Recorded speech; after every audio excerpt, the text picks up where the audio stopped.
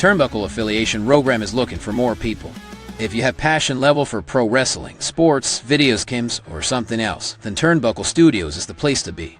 If you have ever wanted to pursue content creation and want to join our team, then we would love to have you. Check out turnbucklestudios.org or contact us by email today because your future is now, and we want you to tap in.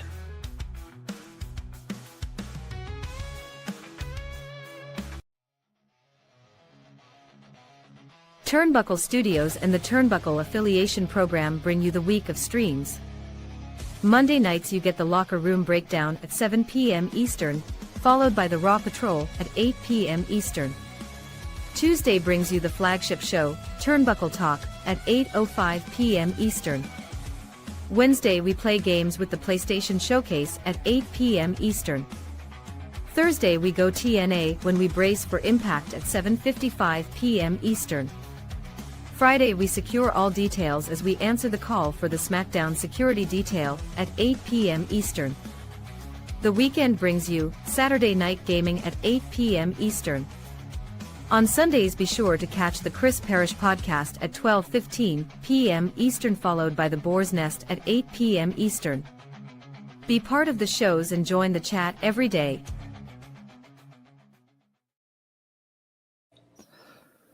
Welcome everyone to episode 91 of the Chris Parrish podcast. Today's guest, we have Nick Hanna. He's played professional football. He's even tried professional wrestling, but now he is a movement expert. Hello everybody. My name's Chris Parrish. Thank you for joining the Chris Parrish podcast. Nick, welcome to the show. It's great seeing you. Great to see you, Parrish. Thanks for having me on. Oh, thank you. It's always a pleasure. It's been a while since we've last seen each other.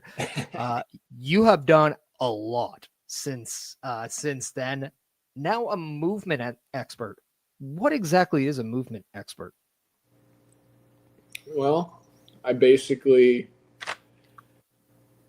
maximize the performance in whatever the scenario is of the client, whether it's, trying to be the best in the world in a certain profession, or if it's just trying to learn how to walk again, recovering from a stroke, or gaining control of a tremor in your hand that you're from Parkinson's, or it's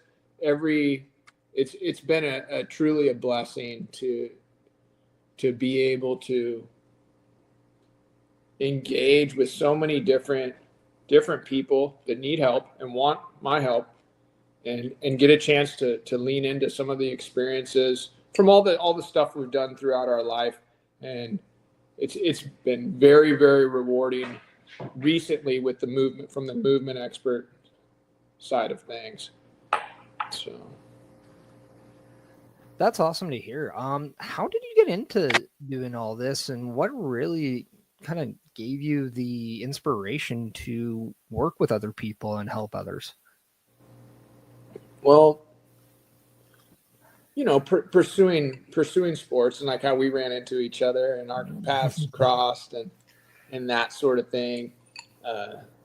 Just my instinct of always trying to maximize my personal performance, and it was in sports at first. And you just get into a mindset with that. And then I was able to, I guess, attract people that wanted some help in that realm, and had some success getting some younger athletes in the developmental phase and getting them to move on to the next level. And we were out in Arizona at that time, and we actually, when you and I crossed paths originally about 2010, what was that, 2010, 2011? Yeah, about that, yeah. About then. I get hit in the head a lot, so my way of time is probably just as good as yours. Right. Yeah, somewhere around there.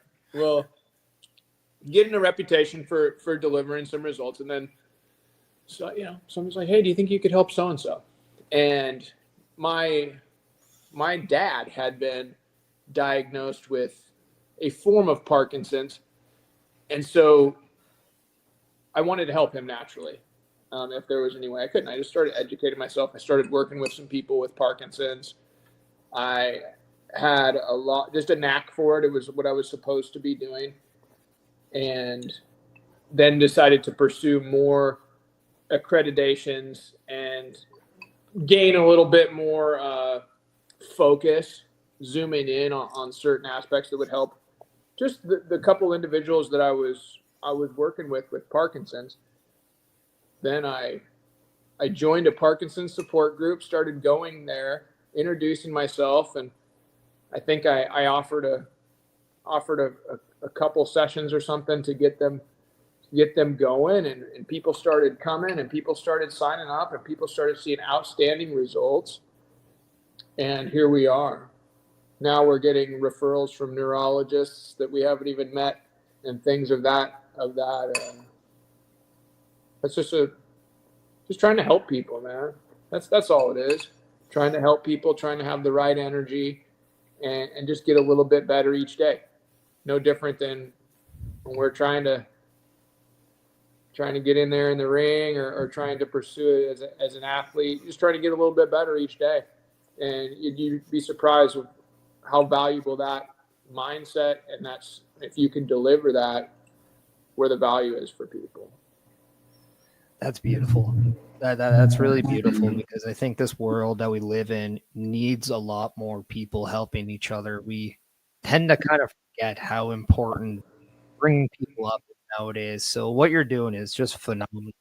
And I will definitely let everyone know, if you want to go to nickhanna.com and find out more about it, you easily can. I really have always been just glamored by the fact that since you and I first met, we were told, oh, we have this guy and he used to play professional football. And I'm like, this is awesome. And I want to talk about that just a little bit. First off, I want to ask, how did you get into football, and what does football still mean to you? And talk us about how your journey of playing professional football really came to be. Well, I always played. I was always playing something. Like, that was just, grew up in a locker room. My dad was a high school football coach, head high school football coach. So I was like the ball boy since I knew if it was first, second, well, third. This isn't the same in the CFL, but once I knew when the ball needed to be punted or not, I was the ball boy. And so I was probably 5 or 6 years old, whatever. Always in a locker room, whether I was playing baseball, basketball, football, lifting weights, climbing trees, anything. That's just what we did. And then, get into high school. I was pretty sure I wanted to try to give it a good 4-year shot and see if I could make it. And I went to Eastern Oregon, play football. Make a long story short, got a lot stronger, got a lot faster, worked my tail off, developed all those skill sets needed to have a shot to make it to the league. And I did. And right after college, that was my job experience. So you get in there and you're trying to do your thing. And 6 years later, in a variety of different leagues, in a variety of different locker rooms, a variety of different countries, and it's like wrestling. It's not all glamorous or anything like that. It's a grind, right? And it's cutthroat, and you're trying to do your thing. But that's how there. And there's a lot to the story, believe me. And I'm not trying to downplay it, but the things that football still means to me. For one, I watched a lot of film, and I got really good at identifying how important, like, one way that your foot is or the way your shoulder is, or a very minute thing, detail, and how important that can be in the big scheme of things. And when it was football, I was always trying to beat your opponent and put your opponent in a weak position if you could. When I got out of playing, that skill set, you could reverse that. If you can put somebody in a weak position, you can put them in a strong position. I started employing that just naturally, trying to help people. So just the skill set of learning to really pay attention to tiny details helps me today. The skill set of having, you don't feel like getting up and going to do that. Doesn't matter. That kind of that training camp mindset, get up, nobody cares, get to work. Somebody's always got a little bit worse, whatever, don't complain, get in there and do it. So that is in my DNA now.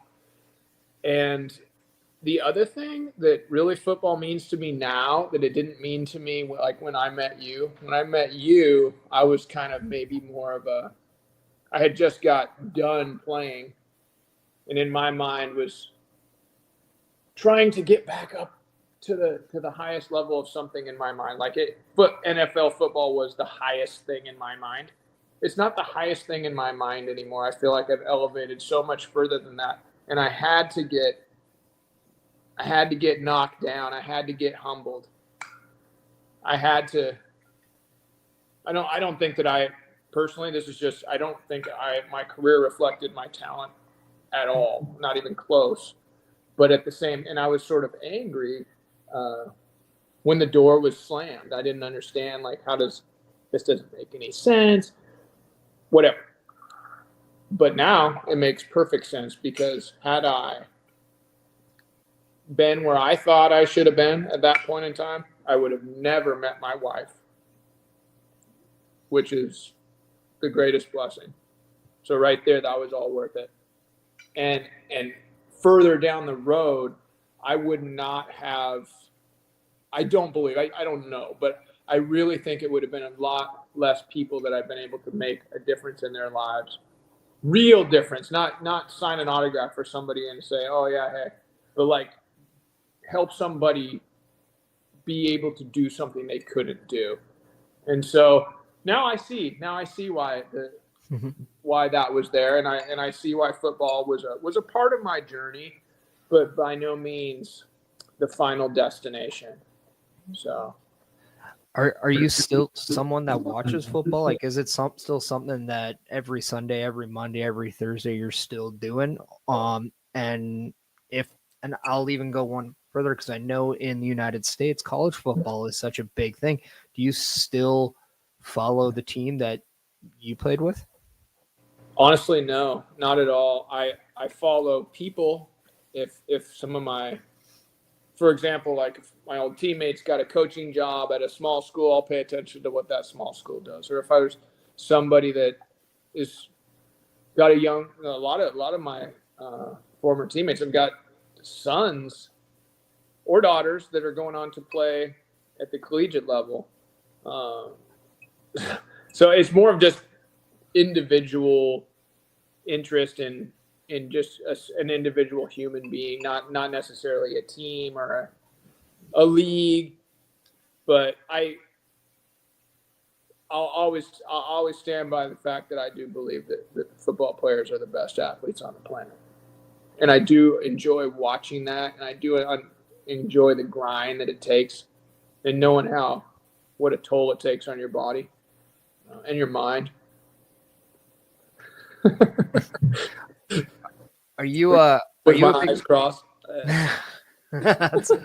Are you a big fan of the shows on Netflix, when there's quarterback, wide receiver, when it was on? Do you watch that stuff, or are you just so more focused with what you're currently doing that you don't put as much time into football? Yeah, no, I would say I'm completely consumed with Hannah Farms and NickHannah.com and NickJamesMusic.com. It is, we prioritize just getting that sit down for dinner. We're on the grind all time. So there's not a lot of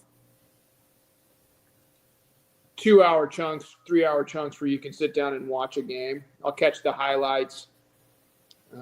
There's a couple of, I still play fantasy football.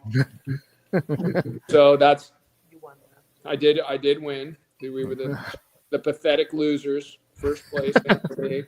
That money was spent on red wine in the Napa Valley. So, but yeah, that's about my football life at this point in time. But I'm not saying I'm opposed to it or anything. It's just, Yeah.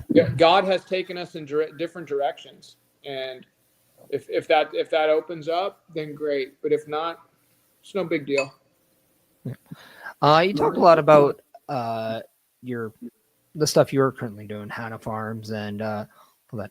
Can you elaborate more about all those things and how you really got into that? Because it does sound a lot like you truly bet on yourself after your days in football, your days in wrestling, and you went full in.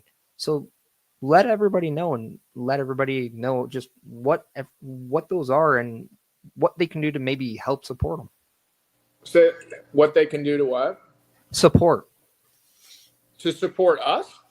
Yeah, like, is there a way, like, do you have social medias that everybody can have? Like, is there ways to help donate? Like, are there ways to help support the causes and, like, the things that you are doing? Honestly, like, the way things are moving so fast, started chewing on some watermelon.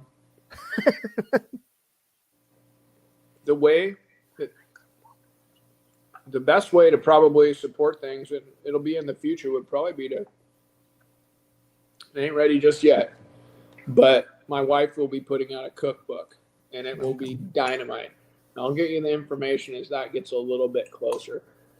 But in a bigger sense, like you said at the beginning, everybody having good energy and helping people and not feeling like for you to be successful, I can't be successful. That true energy, might sound a little bit like, it's true. It really is true. And being happy for people that deserve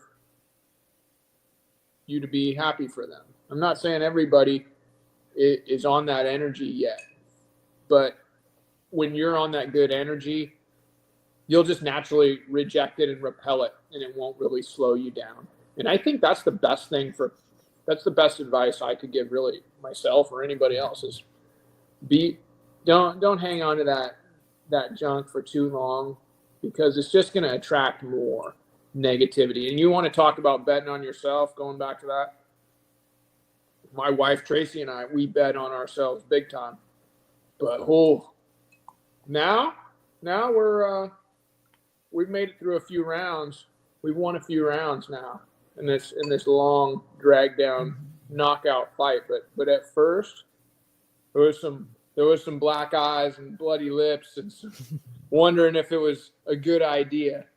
But it was, and it will always be a good idea. And all the lessons that we've learned, I think we persevered with a real foundation of love. Not always is it perfect, but when you know in the end, you're all in, you'll find a way. And if you have your energy right, those messages will come through, I believe. I really do. That's awesome. What do you do to ensure that your energy is always at the peak every day? Like, is there specific things that you do? Is it the way you eat? Is it the way you exercise? Is it the way you just work? Yep. Yep. All of it. So the methodology, that's kind of this methodology that we got trademarked. The Nick Hannah Pro methodology, PRO. And that stands for posture, rhythm, objective, in that order. So trying to help people identify different ways of where their posture or their energy, however you look at that, to not saying like, oh, I'm perfect or you're perfect. It's not about that. It's about sensing. It's almost like reading our dashboard. As soon as we start drifting away from that, you need to catch that early, so it doesn't become an expensive problem, whether it's in a relationship, whether it's in a business agreement, whether it's in how you're getting into your truck, something that you do thousands and thousands of times, or how you sit at that microphone, or how you put your boots on, like identifying habits and trying to take that mindset of improving every. Oh, what is it, Rush? Oh, look at these two. No. These two are yelling. Hey guys, this is Rush. What breed are they? Newfoundland, Landseer, Newfoundland, and a Bernese Mountain Dog. But what's that? I said, what are their names? Rush and Ronnie. Okay. And Rush is named after an American podcaster, Rush Limbaugh. He had a big audience. Nice. And this guy gets loud. But yeah, so the methodology just came, and sort of that mindset of trying to put good stuff into your body, put good stuff into your brain, and try to reject when you're drifting off. And we all have to do that sometimes every hour. Yeah, no, it's not easy to avoid, but it is avoidable, and I think that's a very important message to put out there.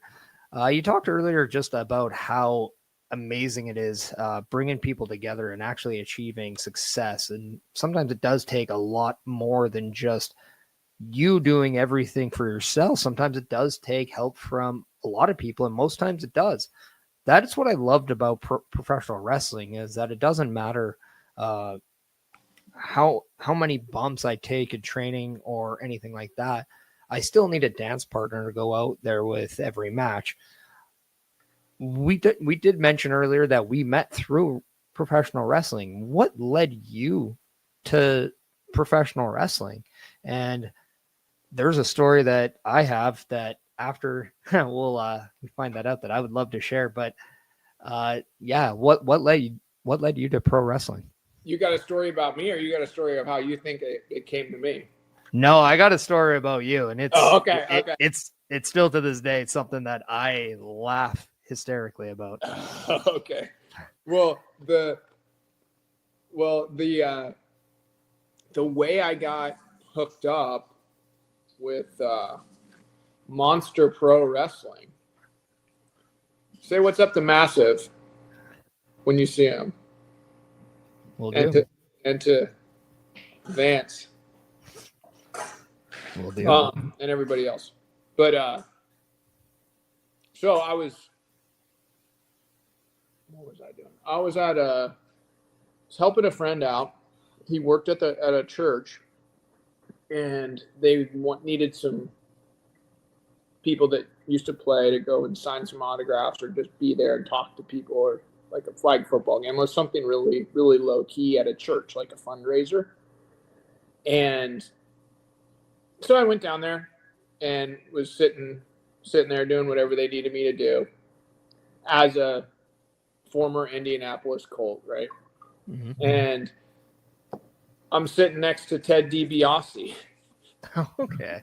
So, and he's just, me and him we just hit it off, and we're just talking, and he wanted to talk about football and this and that. And he was like, "Hey, you should give this a thought." And I said, "Well, I'm not really, don't have a lot going on at the, I was a trainer in the gym. I mean, I was open for the idea of an opportunity." And he was like, "Well, do you got any footage and this and that?" I sent him a video, like a football video of lifting weights and moving and jumping and that kind of stuff. And he goes, let me send that over to Vince. And we had a phone call in like 3 days. They were like, "We're going to bring you out and this and that." And I was like, "Well, shouldn't I learn how to wrestle?" So he was like, get a hold of these guys. And he put me in contact with Vance and Massive. It was like, "Hey, these guys are really good. They'll teach you the way to work." And we got in contact and just pulled the trigger and went up there and, you know, they're saying, oh, it takes you a year to get ready for your first match. You remember? I mean, I was like, I think I did like 16 matches in like 5 months. Yeah. Probably a few with you. Yeah. Yeah, we did a lot of training matches, definitely, for sure. That's something that, I mean, I'm going to just say this, like, yeah, I know you didn't have the longest NFL career or football career, but the athleticism you possess was something that I, at that point, have never seen before. Your ability to pick things up was amazing. Your ability to just watch something and mimic it, I thought that was impressive. I just want to ask, like, what was it about learning pro wrestling? Like, how did you find it, and what were some of the things that you thought were easy? What were the things that you thought were difficult? And what did your overall experience of pro wrestling actually mean to you? Bumping gets, once you get a few of those, I'm good, you know, after you get a few bumps. But no, that was just, it was first of all, it was cardiovascularly very, very humbling when you get going. So here's a funny little story right before I even get into the wrestling aspect of it. So when I was getting ready to head up to Canada, I took a few gymnastics classes to try to you know, just get a little bit used to rolling around or whatever down in Arizona. I think I took like six gymnastic private sessions, like on the trampoline. I wanted to work on like doing a backflip. That was what I was like, I'd like to be able to do a backflip. Okay. So I went in there for about 6 sessions. I was practicing front tucks and back tucks and whatever. And this is in a what was the place called? It was like a gymnastics factory of just little gymnast girls just running in line and just bing, bing, bing, and like doing somersaults and flying through the air. Like they were good. And then here's me, like just trying to not step on anybody or hurt myself. And I'm in there. I'm doing a little practicing, doing some front tucks. It's where and there's a little springy trampoline, and I'm just getting a little spring and doing the front tuck and trying to land it, and I'm exhausted and trying to get it, you know. And I flip over and I land, over rotate, land on my face, and I just laying there on the ground, just exhausted. And I look up, and there's like this 8-year-old girl standing there right about this far in front of me, looked at me, and she goes, "You're totally over rotated." Oh, she's right. She's definitely right. Just an 8-year-old talking some crap to. Oh yeah, and she could. I mean, she could have. Look here, I'll show you how to do it, you moron. So it was funny, but let's see. Wrestling.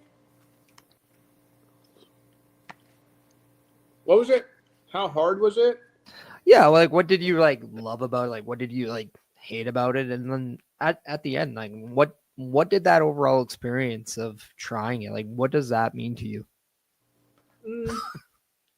Well, for one, it's kind of scary. Like scary to step outside of what you're used to and force yourself to do things that you are uncomfortable with and overcome that. I think that's important in life in general. Now, you don't have to go jumping off the top rope to do it. I'm saying it might be like learning to download this app or something. Yeah. But getting out of your comfort zone, for sure. That's always a good skill set. Going and meeting new people, having to reconnect and learn. And wrestling's not an easy thing to do. And people will make comments, but like you got to master your craft, and you have to have the right energy. Like if your dance partner, like you were saying, if they're not in it, you have to trust somebody, and that's a big thing. So when you make it in that industry, like you've been in there a long time, people want to work with you. You have to have the right energy and the right trust, regardless of what your character persona may be. That's important. But one thing that I liked about wrestling was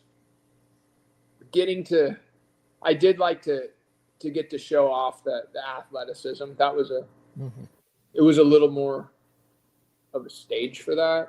That was kind of cool. It was kind of cool to be like, if it was going to be your job to just basically be a meathead all day, no offense to wrestlers, where you can just like lift weights. So I'm like, yeah, sign me up for that. But I think the biggest thing for wrestling for me was that I still use today is that you have to learn. I did learn that you have to walk into that arena and you have to tell the story every time. And being able to engage, even if it's with one person, that serves me incredibly well when I'm working with clients that are suffering from any form of dementia, and I have to be able to get their attention quickly and get that. That's a very important aspect of my daily life. I use it every single day. And that skill was forced upon me getting thrown into the wrestling match. Right? Yeah. So yeah. So I'm going to take you back to that wanting to show off your athleticism. I remember 100% a time where we went to Lethbridge, Alberta for Pure Power Wrestling. Okay. And they had a different venue for that one event, and they had a ceiling that was just lower. And you were in the ring working on what we like to call the up and overs. And usually what that does is you run to the opposing turnbuckles, and then you position your hands on the top rope, and then you jump and you kind of kick out and kick high and kind of kick over, which normally would have a person kind of running behind you, and you're trying to just kick and fly over them. You had kicked so high up and were able to spring yourself so far up that you not only kicked the ceiling, you put a giant hole in the ceiling, and it had one of those popcorn type ceilings, and it just rained and crashed out. And I remember that there was a great amount of us watching because you're an absolute freak athlete. I'm going to be the first one to say, but two, it was probably the funniest thing we saw at that time, because we always know one of the biggest rules is never burn the venue, never do anything. And you try so hard to be careful when setting up a ring. And then here comes the football player coming in and kicking holes in the roof. Yeah, I do remember that. That was a quick warm up. They're like, everybody out of the ring. Yeah, that was definitely a lot of people haven't seen how athletic you were. That was a very quick teaching lesson just to show you, because that even though that the ceiling was a little bit low, there was maybe a handful of people who could actually hit the ceiling, and even touching it or tagging it would be a personal best. You went through that ceiling because apparently that was not enough air for Nick. Nope. I do remember that. That surprised me. Yeah. Well, it surprised pretty much everyone that saw it. And I knew I was going to be the one person that just always said that was probably going to be the one thing I'll remember about that night. And I could tell you that was probably definitely over a decade ago, and that is definitely the only thing I remember about that. You haven't seen that again? Nope.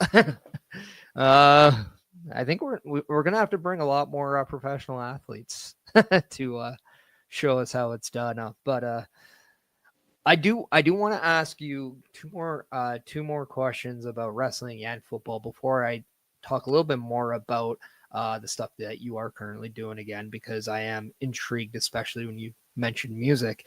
Can you take me back to your first match and just let me know what your mindset was going into that first match? First match. Kyle Sebastian. That's who I wrestled. Let's see. My mindset? Honestly, my mindset was try to relax. Don't just get guided through it, basically. That I didn't really have. It happened so fast. I mean, I'd only been taking bumps for about 5 weeks. Like, are you someone that gets nervous before performance, or are you somebody that gets excited? Yeah, I get nervous. But it's kind of like you get nervous in football until you get that first hit, and then you're not nervous. So it's sort of like excitement. So it was the weirdest part was getting introduced. Going into the ring, that was a very different thing. It was very cool. But once we got in there, I had fun. I honestly wanted to do it again. And then one of my final questions about wrestling, I just want to ask, like, do you still pay attention to professional wrestling now, or like, do you at least see what's going on? And somewhat, so through when we were talking with the WWE and talking with TNA, I don't know if you knew that promo I sent you. I developed a pretty good relationship with Jeff Jarrett, and Jeff Jarrett was when he was starting Global Force Wrestling, and he was still with TNA. He was the second phase of the short wrestling career I had, but that was who I was talking with. And so I always paid attention kind of through him and that sort of thing. I don't really watch a ton of wrestling. I like to turn it on if I see it, but I'm not following anything. Now, if I knew someone that was getting their debut on this and that, and it was easier to stream it, I would definitely tune in. And I do like being able to understand the psychology of things. I never realized that, but that's kind of our wrestling focus. Not much. Oh, one thing. This is one thing that was awesome. It's a great story. We were at the park where I was running my business in Arizona, and I had a youngster with me, that Nathan Menchaca. If you're listening, what's up, brother? Shout out to Nate.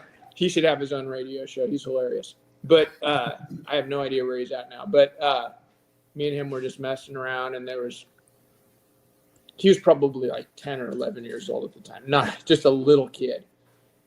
And a bunch of people came in and took over the park where we wanted to have our space. And there was like a million flag football stuff. I'm like, okay, Nathan, this is what we're going to do. And I choreographed a little wrestling match. I'm like, just start yelling at me and screaming at me. Anyways, we get going. And I'm like, I'm going to come at you. You're going to come. And it looked like I made him look real good. Hip tossing me, chest slapping me, and we were able to steal the attention from all the other teams' practices. That kind of like, come have fun with this guy.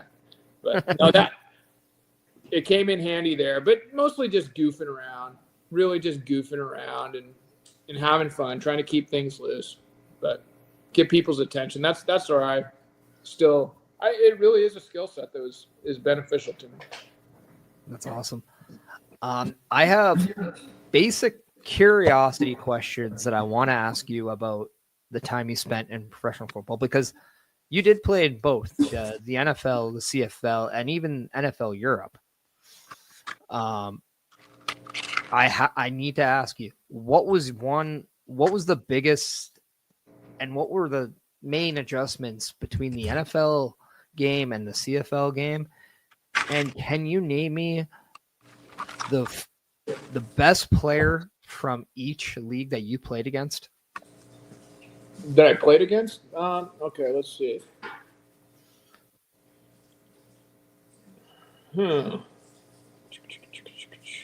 Well, I can think of a few. Well, first of all, the speed of the game in the NFL is it's a very high level. It's still football, but it's just crisp. And it's very difficult to even when you're on a roster, you don't get a ton of opportunities to make a play. It's just, you could have a whole practice and you don't really, the play might run away from you if you're on defense or this or that. Like you don't have control over that. But so that's why I always developed that mindset of I'm going to get noticed no matter what. And so I started developing an identity as a player of a very high level of effort and try to be that guy that had a motor and I needed that to be part of my reputation because I wasn't a superstar. So that right there is what started in college, continued to my rookie year, and then really became obvious that it was important. And so I had this mindset, or not mindset, but try to create this identity around me that dude will never quit, ever. So if there's any benefit of the doubt, I wanted to have it. And that's why I think I got opportunities to have not just one team, but because the coaches know you and they want that reputation. So that was something that was a good idea that I did. But the speed of the game, the differences of the game, the rules are a little different up in Canada, obviously, but the conditioning is a little bit different, but it's still the same skill sets. The NFL is a whole different animal. Like the NFL is cutthroat, and it's just like I was saying, the opportunities are few and far between. NFL Europe was really fun. The CFL was fun. I would say NFL Europe was a really memorable experience, though, being in a lot of different countries. I really liked I still have close contacts with a lot of my teammates from the CFL. And let's see, who was the best player? The best player I played against, like what stands out to me, was playing against Michael Vick.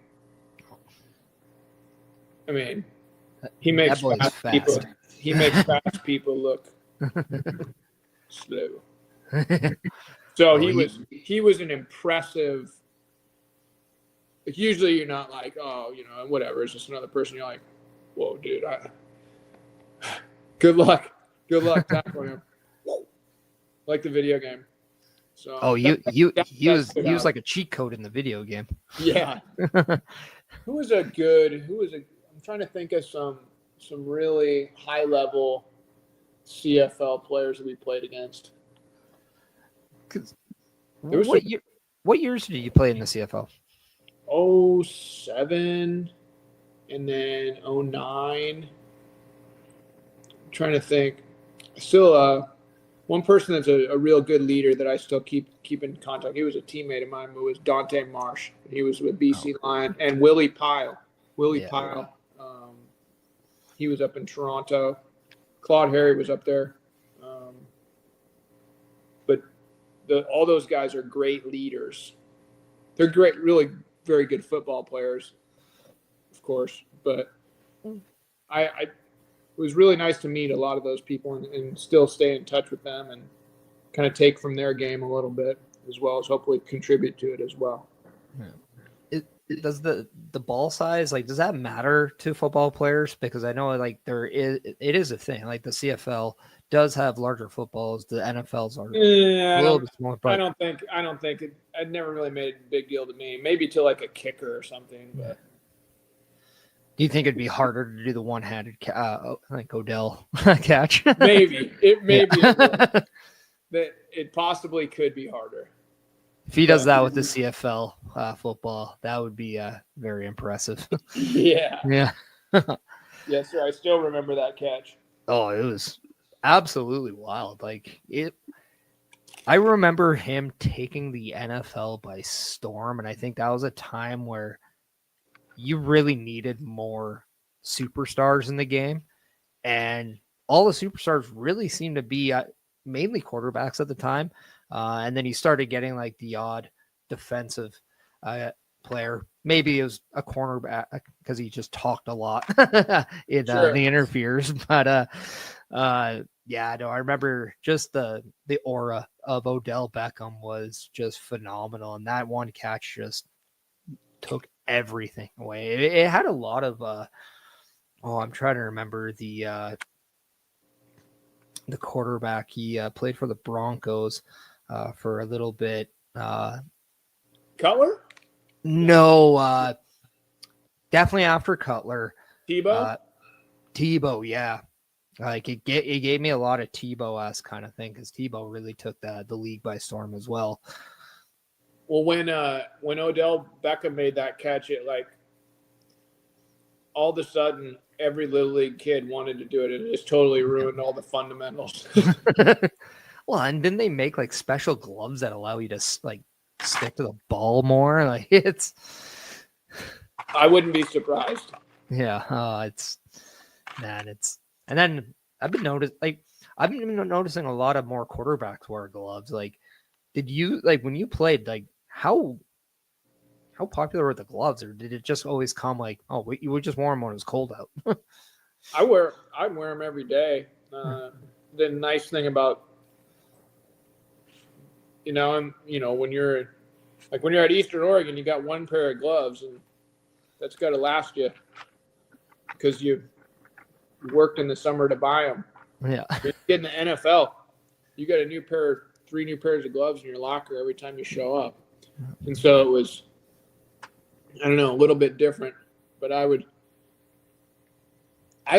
just started wearing all the equipment that was available to me, and I liked them just because you're not getting your hands banged up. But yeah, I don't know. Quarterbacks and gloves, there's a lot of new material that seem to be pretty popular, especially with their non-throwing hand. But I never thrown any passes in a game, so I don't know. Did you take a lot of equipment like home, or like do you have memorabilia from the times you played? Like, do you have like stuff for like a man cave or things like that? I gave it all away. Oh no. I did. I gave it all away. And one of my buddies, there are several Nick Hanna jerseys somewhere in Idaho, I would believe. One of my buddies had a bar, and several of his friends, Brett Eckhart. Okay. Holler at you, Brett. But I think he's got him somewhere. I know he's got, I think, my World Bowl jersey, and probably a bunch of other people's stuff in there. But no, I didn't really keep anything. The only thing I still have is, like, I have my Hall of Fame plaque for Eastern Oregon, and then like an 8x10 picture of playing in the NFL. That's about it. Nothing crazy. Are you a big nostalgic person in general, or not really? What, like keep hanging on to stuff, or what? Yeah, like is that just like who you are, or is that more of just, you look for, you maybe, like, I'm just asking, are you someone that looks forward to what you're about to do opposed to what you did? Yeah, I don't even think about it. I think I'm just focused on whatever we're doing next, and I'm focused on doing things together now, and on the team I'm on now with my wife. Yeah. So I mean, it is cool. It's important, and she's got her things, I've got my things, and oh look, we do have a Colts memorabilia. Look at that. Oh, there we go. She's got some game worn or not. What is this? Field gear? Can you see it? Yeah. Come over this way. I don't want to be in it. Oh, feel free to be in the shot. There you go. There you go. That is that's a travel, that's a sideline gear. Because you gave it to me. I did. That's I gave it to her. Yeah. It's in the closet. It's awesome. I still wear NFLPA stuff. Yep. I still have NFLPA stuff. One of my buddies is involved in that pretty good. But yeah. Dude, we're farmers. Yeah. You know what I mean? Like, I'm just trying to get out there and grow tomatoes and eat healthy and help people. That's it. What led you into farming? Is that something that you've always been around, or is that something that I grew up on a cherry orchard, and my wife is from. Hey, what is it, Rush? Hey. And my wife was back east, was always surrounded by gardens and that sort of thing. When we got into Arizona, we started. They're wanting to get in. You guys want to get in this thing?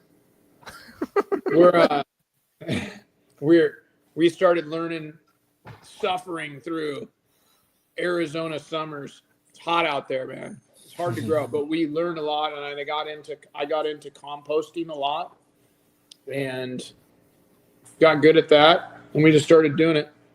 And Tracy's got meat allergies, so it's important that that's like our grocery store out there. Yeah. We don't do medicine and stuff like that, so we want to make sure that we've got what we need out here. Well, you got the red wine. Who needs medicine when you have red wine, right? Yeah, that's right.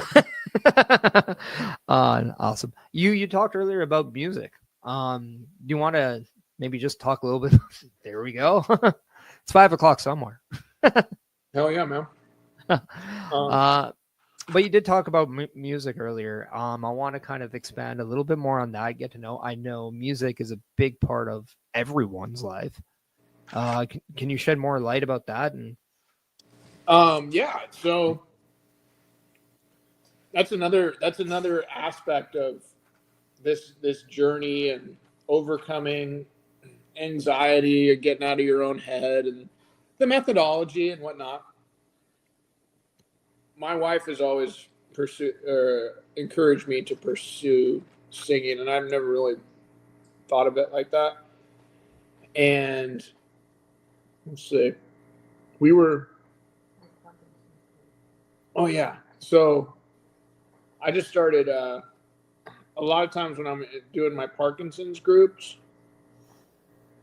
we would, like, singing and vocal projection is an important therapy for them. So opening up their windpipe and getting that proper vibration. It's like Parkinson's will fold your windpipe up. And so it's just a good source of feedback, like lifting a heavy weight. Like, this is how we try to improve that. And so we would do a lot of singing. It'd be like the oldies stations, and I'd be in there like dancing around with them, like whatever song may be coming on. Like, I don't know, just very different stuff, like Run Around Sue, or like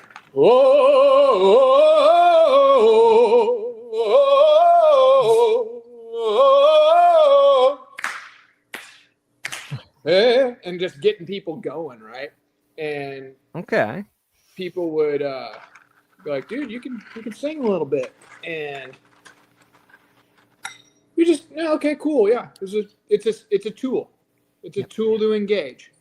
And as things went on, we were just being creative, and this is a cool little song. And I don't know if you heard that, and I don't know what your audience views are on lots of different stuff, but it was like the timing of that song was to come out now, and we just started putting a few sentences together or whatever. It's just like writing a little poem. Yeah. And nothing was really working. I started kind of playing the guitar a little bit because I can't dance. So I had to have something to hold. But so anyways, that sort of came through, and we went through the whole experience of writing the song, getting it copyrighted, signing up for this, and going through the steps. I'm not, to this day, I don't know how many people have actually even heard it, or it doesn't matter, but like, we know how to go through those steps for the next, should there be a next time. And I think there will. I really do. But we know how to go through those steps, and I would do it again. It was very fun, and music is about connecting, and also music is about, for me, music is about, you can't be thinking about, you can't be worried about this, that, or the other. You gotta get in there, and it's just that moment, and that's hard to come by. When the busier you get, and the more people want your attention, for good reason or bad reason. I mean, when you're in that studio, you're not answering your phone. Yeah. You're not looking at your text message. You're in there, and it really is something that I enjoy, and trying to create opportunities to have enough time to do some more of it. But if you can get people to connect, it's a special thing. And however you can do that, if it's music's that way, then that's what I'm going to do. If it's a different way, then I'll do it that way. But that is what I think is feeding this part of my soul to keep me going on that. And I was an art student for the most part at Eastern Oregon, so creative side of things is, I'm more of a creative dude than an organizer. You know? Yeah. Oh, I get that 100%. It's kind of why I got into this. It's I'm not really good at doing much else, but I'm good at, putting things together. I like doing the graphics and stuff like that. So like I understand you. Oh yeah, this is everything you see, even the videos that my intro and the outro you'll see. That was all me. So it looked good. Something's It really looks well, looks really good, and I like the intro song as well. I appreciate that. That is Downstate 100%. That is the band that, if they're very heavy into the wrestling world, they do Cody Rhodes' theme, they do the Miz's theme, they did Dolph Ziggler's. They're doing everybody's themes nowadays. So awesome. It was pretty cool. So also the best part about it doesn't hit on any copyright, so YouTube can't get mad at me. That's a big headache that you get to avoid. Very nice. And it's kind of cool to own music. Like I own that now, so it's pretty cool. Like it's weird. Never thought that before I'm 40 I can own a song, but well, if there's any aspect of the song that I put out that was helpful, you got access to that right there. I appreciate that. I do want to ask, what are some of your inspired, like who are you inspired by musically? Like who are some of your favorite bands, artists? And I know the big question is, what's your most embarrassing song on your playlist? But I don't like to do what other people do. I'm going to ask, what's your most memorable song, and what song means the most to you on your playlist right now? Yeah, I like the song that means the most to me right now is Andrea Bocelli, Con Partido, and that's just it's something that when I'm singing to my wife, it works out really good. I can just sense the connection, and when that song, to me, yes, it's a beautiful song, and my wife is East Coast Italian, so the Italian aspect of that's cool. That was our honeymoon also as we had to put her horse down a few years back.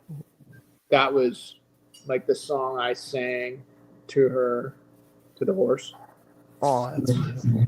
And it's one of those. I don't know if you've heard that song. I probably don't know it by name, but if I heard it, I'd probably know No, it. I can't like speak verbatim Italian, but it's like Con tre partito. Oh, yeah. Yep. Yeah. That song is sort of that opera-ish. It's just if somebody can do that, they're not really going to be looking at even people that they're not going to be looking at their phone. They're going to be like, what? Oh, yeah. And so getting in some scenarios like that where I can just go into a scenario, it's like a little weapon I have now. And I used to be so scared of it, but it's like a quick way to shift the energy in the room. And then I can just say a joke. All right. Okay. And, if I'm in a nursing home or I'm in some places where it's really hard to get people's attention. So I guess I get a little practice there. But I don't have any like training or anything like that. I just try to relax and whatever. Now, I have to ask, do you think anybody, like everyone can sing, or like do they have the capability to sing? Because I tried to learn how to sing. I wanted to sing at my wedding for my wife. I also did it. I didn't put as much time as I probably should have, and I am the worst. I'm not even going. You can ask. I'm not doing it. I want more people to subscribe. I don't want people to unsubscribe, so I'm gonna not. But do you think singing is something everyone has the capability of doing? Not really. Okay. Thank you. I just look. Some people are just meant for different things. Okay. That was more of a validation that I'm like, it's okay that I suck. Well, I mean, and it's crazy, there's certain things that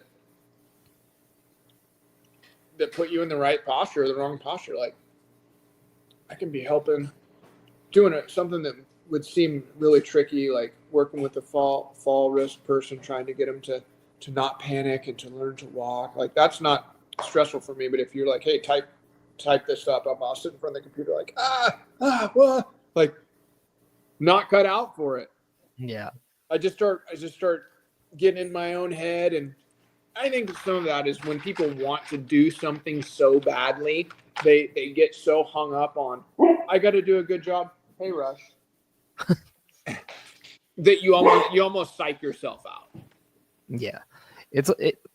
It's pretty interesting when you want to do something, you almost find every reason in the world to do it, and when you don't want to do something, you find every reason in the world to not do it. And that's kind of the difference between, I think, motivation and just making excuses. But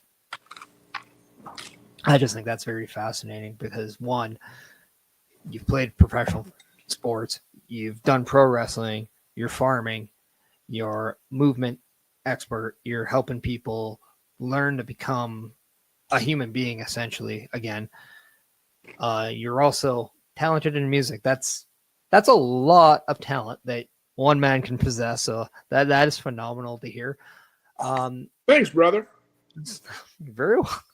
I do want to give the time to have you let everybody know just the places they can go, a little bit more about the nickhanna.com, where the people can reach you socially and help you out before we do wrap this up. Yeah. I'm not a real big social media guy. I do have an X account. I need to double check what that is. We have like a couple of little Facebook business pages. Hanna Farms is one of them. nickhanna.com. Pro movement expert. Maybe Nick Hanna movement expert or something like that. So there's a couple, but really not much. nickhanna.com. We're going to get that updated, and I want to make that more interactive and direct, and then figure out which social media fits best there. But really, like, if somebody wants to engage with me, just text me and set up a consultation, or send me an email, and to see what it is exactly that you're interested in. But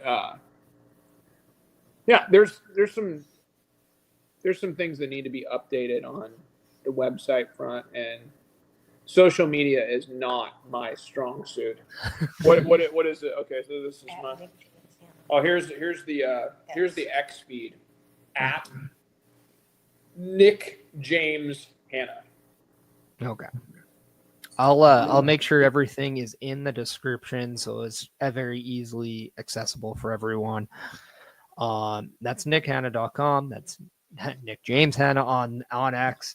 Yeah. Make sure you're checking out Hannah Farms. And what's the music one called? Nick James Music.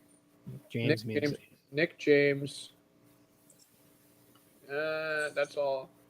That'd be Facebook. Nick-JamesMusic.com. And now here's another. I don't know how many. This is a group that I am excited about and a part of. It's in the decentralized finance world, but I am a member of a group that's called the Founders Group, and there's some real cutting edge stuff going on crypto wise, and if some people are interested in getting into that industry, getting educated, that is something that I've been involved with and will continue to be involved with moving forward. And it's really a lot about education and freedom. And there's just a lot of things moving and shaking, but that's another part of the Nick James music. It's to put out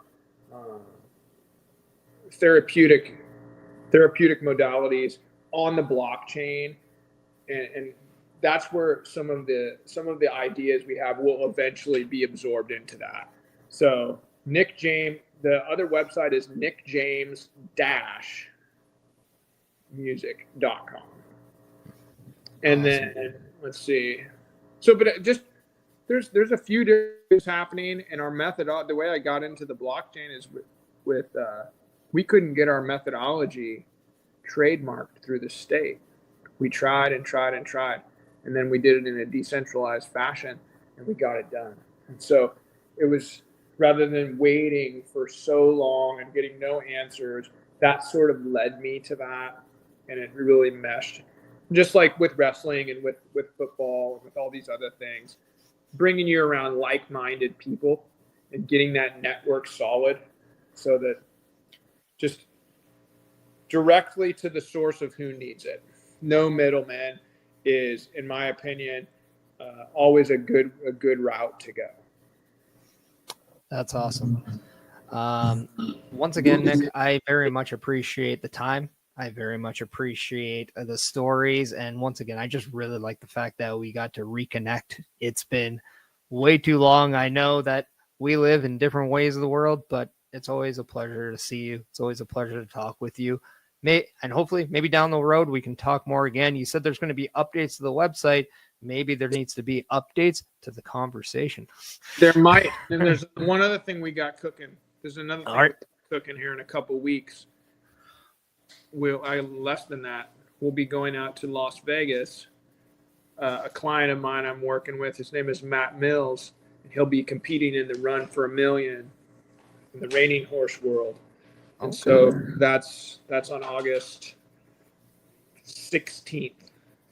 And there's a lot of ties in with the reality show, The Last Cowboy. But I'm really excited to see what Matt's going to do. And he'll be riding a horse named Bullet in that top 16 in the world. It's a big deal in that discipline. Awesome stuff. Pretty excited about that as well. Awesome. Hey, do you do websites? Do I? Yeah. Not really. I'm not that IT. I'm not that kind of IT guy. I could. If you got a good website person, we need to make some changes. If I know one, I'll pass them along. All right, cool. Awesome. Nick, once again, thank you so much. Very much appreciate everything. Hopefully, and I'm sure we'll do this again soon.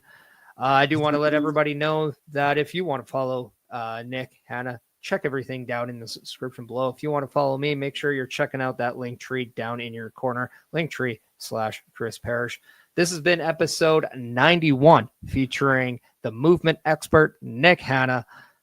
But most importantly, everybody, I advise everyone to be happy, be healthy, and be yourself. Because at the end of the day, you matter.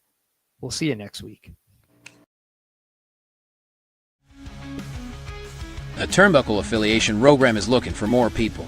If you have passion level for pro wrestling, sports, videos, games, or something else, then Turnbuckle Studios is the place to be. If you have ever wanted to pursue content creation and want to join our team, then we would love to have you.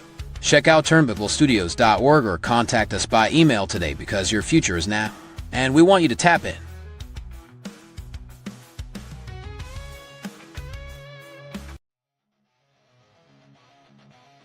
Turnbuckle Studios and the Turnbuckle Affiliation Program bring you the week of streams.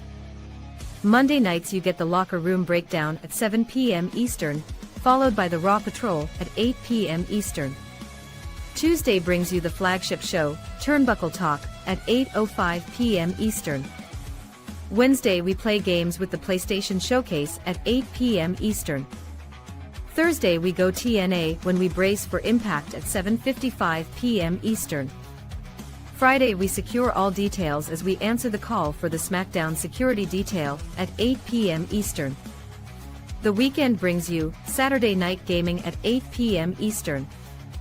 On Sundays be sure to catch the Chris Parrish podcast at 12:15 p.m. Eastern, followed by the Boar's Nest at 8 p.m. Eastern. Be part of the shows and join the chat every day.